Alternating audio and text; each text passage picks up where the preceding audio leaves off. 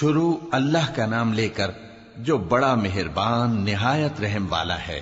لوگوں کا حساب اعمال کا وقت نزدیک آ پہنچا ہے اور وہ غفلت میں پڑے اس سے منہ پھیر رہے ہیں۔ ان کے پاس کوئی نئی نصیحت ان کے پروردگار کی طرف سے نہیں آتی مگر وہ اسے کھیلتے ہوئے سنتے ہیں۔ ان کے دل غفلت میں پڑے ہوئے ہیں اور ظالم لوگ آپس میں چپکے باتیں کرتے ہیں کہ یہ شخص کچھ بھی نہیں مگر تمہارے جیسا آدمی ہے، تو تم آنکھوں دیکھے جادو کی لپیٹ میں کیوں آتے ہو؟